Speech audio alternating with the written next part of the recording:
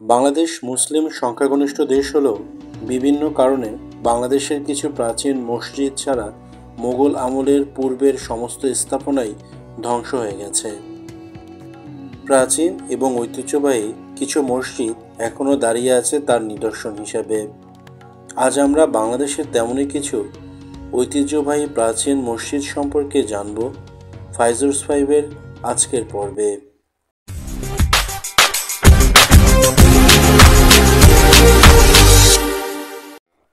চাঁপাইনবাবগঞ্জ জেলায় অবস্থিত সোনা মসজিদ 1493 সালে নির্মাণ করা হয়। ওয়ালি মোহাম্মদ মসজিদটির প্রতিষ্ঠাতা বলে শিলালিপি থেকে জানা যায়। উত্তর দক্ষিণে 82 ফুট লম্বা এবং পূর্ব পশ্চিমে 52.5 ফুট চওড়া মসজিদটি সম্পূর্ণ সোনালী রঙে ঢাকা ছিল, তাই একে গৌড়ের রত্ন বলা হতো। বাগেরহাট জেলায় অবস্থিত প্রাচীন 60 গম্বুজ মসজিদ 1500 সালে নির্মাণ করা হয়। মসজিদের গায়ে কোনো শিলালিপি পাওয়া যায়নি, তবে নির্মাণ শৈলী দেখে ধারণা করা হয় খানজাহান আলী মসজিদটি নির্মাণ করেন। 1983 সালে ইউনেস্কো ঐতিহ্যবাহী এই 60 গম্বুজ মসজিদকে বিশ্ব ঐতিহ্যবাহী স্থানের মর্যাদা প্রদান করে। রাজশাহী সদর থেকে 41 কিলোমিটার দূরে বাঘা উপজেলায় ঐতিহাসিক বাঘা মসজিদ অবস্থিত। 1523 সালে আলাউদ্দিন শাহের পুত্র সুলতান নাসরাত শাহ বাঘা মসজিদটি নির্মাণ করেন। 256 বিঘা জমির উপর প্রতিষ্ঠিত মসজিদে মোট 10টি গম্বুজ রয়েছে। ব্রিটিশ শাসনামলে প্রথম লালদিঘি 9 গম্বুজ মসজিদ আবিষ্কৃত হয়। এরপর স্থানীয়রা মসজিদটি ব্যবহার শুরু করেন। মসজিদের গায়ে কোনো শিলালিপি না পাওয়ায় এর নির্মাণ কাল সম্পর্কে নিশ্চিত হওয়া যায়নি, তবে ধারণা করা হয় 1523 সালে জনৈক দিলওয়ার খানের মাধ্যমে মসজিদটি নির্মিত হয়। মুন্সিগঞ্জ জেলার দরগাবাড়ি গ্রামে 1483 সালে বাবা আদম মসজিদ নির্মাণ করা হয়। মসজিদ চত্বরে বাবা আদম রহমতুল্লাহের মাজার ও 6 গম্বুজ বিশিষ্ট মসজিদের দৈর্ঘ্য 43 ফুট এবং প্রস্থ 36 ফুট।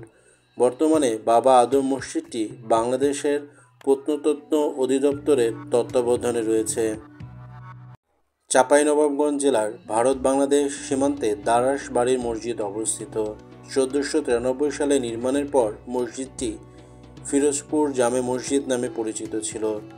মসজিদটি দীর্ঘদিন মাটি চাপা ছিল, যা 1970 দশকের দিকে প্রকাশিত হয়।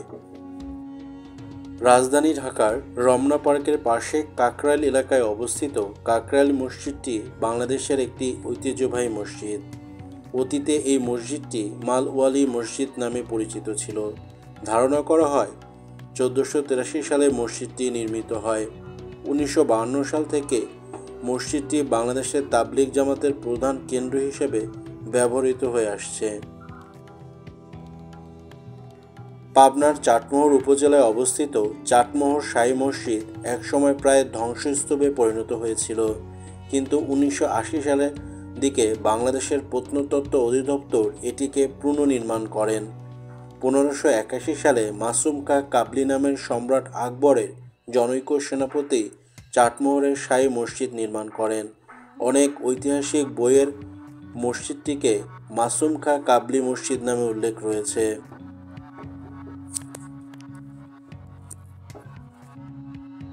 নওগাঁ জেলার মান্দা থানার কুসুম্বা গ্রামে অবস্থিত কুসুম্বা মসজিদ বাংলাদেশের একটি ঐতিহাসিক প্রাচীন স্থাপনা। 1554 সালে নির্মিত মসজিদটির দৈর্ঘ্য 58 ফুট, প্রস্থ 42 ফুট।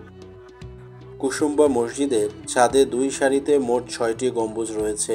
আফগানি শাসনামলে জনৈক সুলাইমান নামক ব্যক্তি এই মসজিদটি নির্মাণ করেন।